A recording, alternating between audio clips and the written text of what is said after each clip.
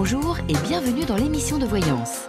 Christophe, votre voyant, répond à toutes vos questions. Il s'appuie pour cela sur les tarots et sur son étonnante faculté d'intuition. Voyons ensemble ce que représente la nouvelle lune en Sagittaire. Le premier point, c'est que la nouvelle lune se produit tous les mois, lorsque le Soleil et la Lune se retrouvent dans un même signe, au même degré.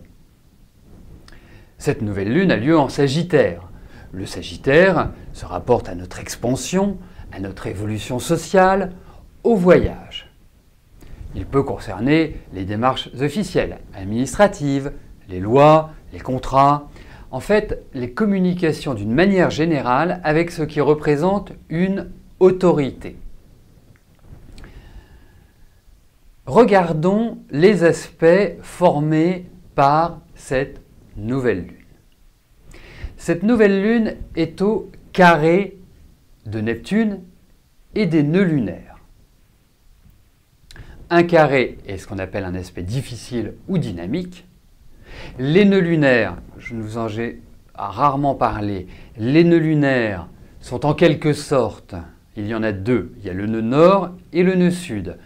Schématiquement, le nœud sud, c'est d'où nous venons et ce que nous devons ne pas répéter, et le nœud nord est notre but de vie, ce que nous devons accomplir, ce qui va en quelque sorte être une découverte pour nous et ce vers quoi nous devons tendre.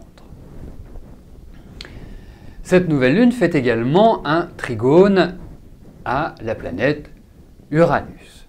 C'est un trigone assez large, mais c'est un trigone quand même. Nous avons Neptune qui est conjoint au nœud sud,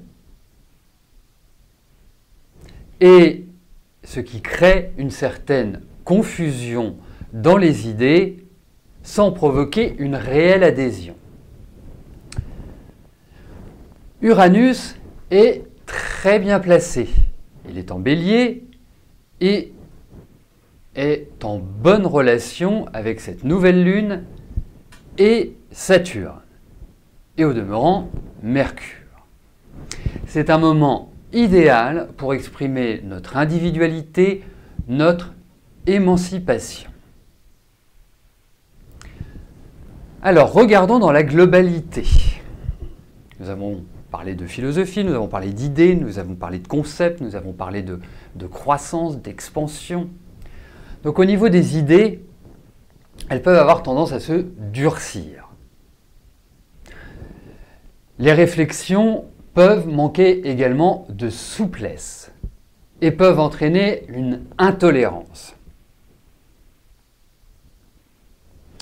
Cette conjonction, malgré tout, est soutenue par Jupiter. Jupiter a la maîtrise de la nouvelle lune puisque le Sagittaire et Jupiter sont reliés.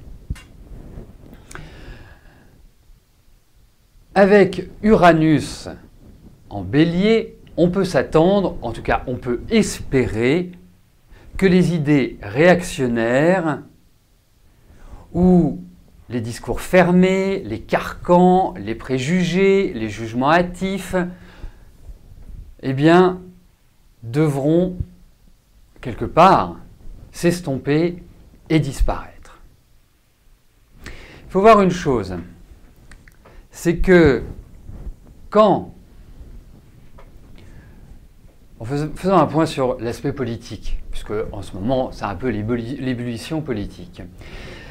Neptune représente la gauche, Uranus représente la droite. Regardez, puisque Neptune est conjoint au nœud sud, en Poisson, Uranus est en Bélier, au trigone de Saturne, au trigone de la nouvelle lune, au trigone de beaucoup de planètes. Regardez ce qui se passe en ce moment. La gauche se délite complètement. Les idées qu'elle défend manquent de clarté et d'adhésion. On le constate bien. Vous regardez pour la droite, Uranus, bien placé, bien positionné, avec de bons aspects. Regardez le succès de la primaire à droite. Donc, c'est un petit indice pour le mois d'avril prochain. On le développera plus tard, mais effectivement, si la gauche ne clarifie pas ses positions, n'a pas un discours qui est clair, net et appliqué, eh bien, il y a 99% de chances que la droite revienne au pouvoir. Venons-en maintenant, c'est un petit aparté, venons-en maintenant au niveau individuel. Si vous entretenez des relations passionnées, si vous avez des contrats qui sont mitigés, tout cela peut devenir obsolète, ce qui peut entraîner des ruptures brutales, que ce soit dans un couple, que ce soit dans un partenariat professionnel, que ce soit dans une association X ou Y. Pourquoi? Parce qu'elle va devenir frustrante et déstabilisante. Et c'est une des raisons pour lesquelles nous nous libérerons de nos chaînes. Toutes les planètes qui se trouvent en Sagittaire vont aussi nous aider à donner du sens à tout ce que nous faisons. Croyons et espérons. C'est un sens aussi sur ce qui nous relie aux autres et pourquoi on continue une relation et pourquoi on arrête une relation. Pourquoi on conserve notre croyance et pourquoi on l'abandonne. Voici le message de cette nouvelle lune. Donc, le plus important pour chacun de nous, même si cette nouvelle lune va rester fragile pour les poissons, les vierges et, dans une moindre mesure, les gémeaux, il est très important que ces trois signes-là, qu'ils soient en signe solaire ou qu'ils soient en ascendant, soient extrêmement concentrés, soient dans la réalité, dans les valeurs justes, soient centrés et ne se dissimulent pas derrière leurs petits doigts.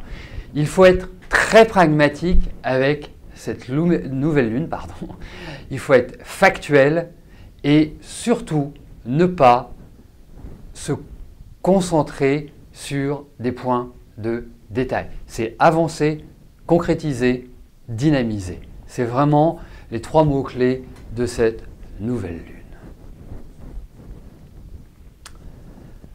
Voilà pour la nouvelle lune.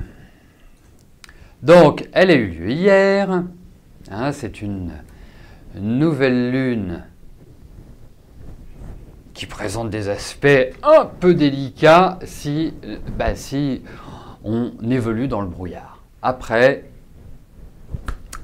nous verrons. Allez, on poursuit.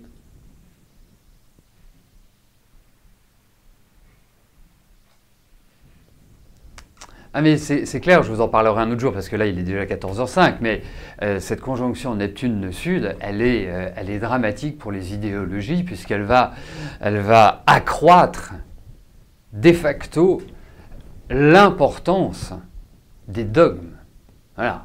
Et donc, quand il y a une importance des dogmes, ça veut dire que forcément il y a une opposition entre dogmes, puisque chaque dogme va vouloir imposer sa volonté à l'autre.